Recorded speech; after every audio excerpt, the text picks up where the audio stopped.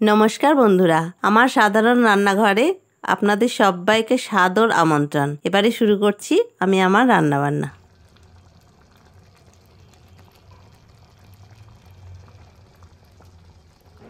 Video শুরুটা দেখে আপনারা নিশ্চয়ই বুঝে গেছেন আজকে আমি সবার প্রিয় যে মটরের ঘুগনি সেইটা নিয়ে হাজির হয়েছি। এবারে আসুন রান্নাটা আমি করে নিই।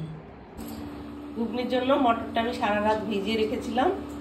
এবারে এই মটরটাকে আমি এই আলু দিয়ে সেদ্ধ করে নেব। প্রেসার কুকারে জল নিয়ে নিয়েছি, জলটা ফুটে গেছে। এবারে শুরুতেই আলুটা আমি দিয়ে দিলাম আর দিয়ে দেবো মটরগুলো। পরিমাণ মতো জল দিয়ে দিয়েছি। এবারে দিয়ে দিচ্ছি একটু লবণ, দিয়ে দিলাম, দিয়ে দিচ্ছি একটুখানি হলুদ।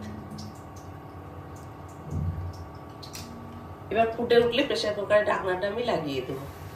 মটরটা পুরো ফুটে গেছে।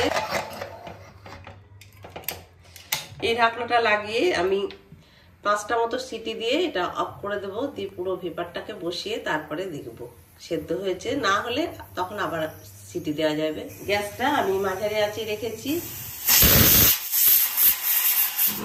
মটরটা সেদ্ধ হয়ে গেছে, আমি একদম গলিয়ে দেব না। এইরকম মটরটা যখন হয়েছে তখন আমি নামিয়ে নিয়েছি। এই যে সেদ্ধ হয়েছে, অথচ বেশ গোটা গোটাও আছে। কড়াইয়ে তেল নিয়েছি, তেলটা আমার গরম হয়ে গেছে। আমি দিয়ে দিচ্ছি দারচিনি আর এলাচ। ফোড়নে আমি দারচিনি আর এলাচি দেব। এটা একটু ভেজে নেব। এলাচ আর দারচিনিটা ভাজা হয়ে গেছে। আমি দিয়ে দিচ্ছি পেঁয়াজ। আমি যে পেঁয়াজ কুচো করে নিয়েছি সেই পেঁয়াজগুলো দিয়ে দিচ্ছি। পেঁয়াজটা বেশ ভালো করে আমি ভেজে নেব। পেঁয়াজটা ভাজা হওয়ার মধ্যেই আমি বেটে নেব জিরে, লঙ্কা আর আদাটা। রসুনটাও আমি বেটে নেব। এখানে পরিমাণ মতো বেশ একটু বেশি করে রসুনটা আমি নিয়েছি। পেঁয়াজটা ভালো মতো ভাজা হয়ে গেছে। এই যে রসুনটা নিয়েছি, রসুন বাটাটা দিয়ে দিলাম।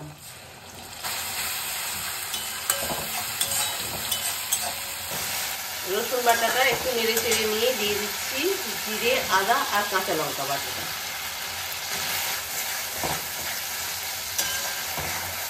গ্যাসের আঁচটা একটু কমিয়ে দেবো। দিয়ে দিচ্ছি হলুদ, দিয়ে দিচ্ছি কাশ্মীরি লঙ্কার গুঁড়ো, দিয়ে দিচ্ছি পরিমাণ মতো লবণ, আর দিয়ে দেবো স্বাদ হওয়ার জন্য একটু চিনি। এবারে এগুলো দিয়ে আমি এই মশলাটাকে একটু ভালো মতো কষিয়ে নেব। মশলাটা ঢাকা দিয়ে দিয়ে খুব ভালো মতো আমি কষিয়ে নেব। মশলাটা দিয়ে বেশ তেল ছাড়া ছাড়া হয়েছে। এই সময় আমি দিয়ে দেবো একটা টমেটো। টমেটোটা কুচিয়ে নিয়েছি, টমেটোটা দিয়ে দিলাম। আর দিয়ে দিচ্ছি অল্প একটু আলু। আলুটা আপনারা দিতেও পারেন, নাও দিতে পারেন। আমি একটু আলু দিলাম।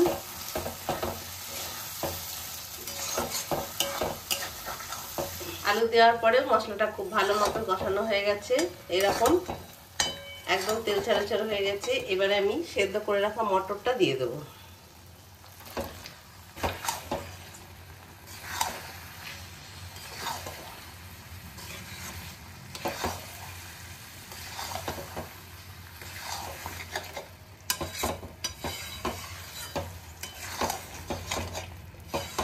মটরটা দিয়েও একটু নেড়ে চেড়ে নেব।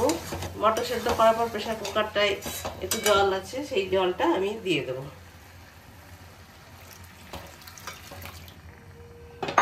ঘুগনিটা একদম শক্ত শক্ত করবো না, ঘুগনিটা একটু ঝোল ঝোল করবো।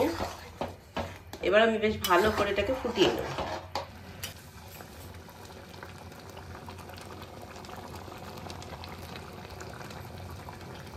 ঘুগনিটা একদম রেডি হয়ে গেছে।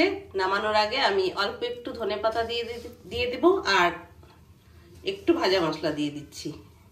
এই ভাজা মশলাটা আমি আগেই ভিডিওতে দিয়েছি, আপনারা দেখে নিতে পারেন। এবারে আমি এইভাবে ঘুগনিটা নামিয়ে নেব।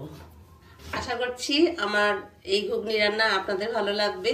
যদি ভালো লাগে তাহলে অবশ্যই আমার পাশে থাকবেন, এই আশা নিয়ে আজকের রান্নাটা আমি শেষ করছি। ভালো থাকুন, সুস্থ থাকুন। ধন্যবাদ।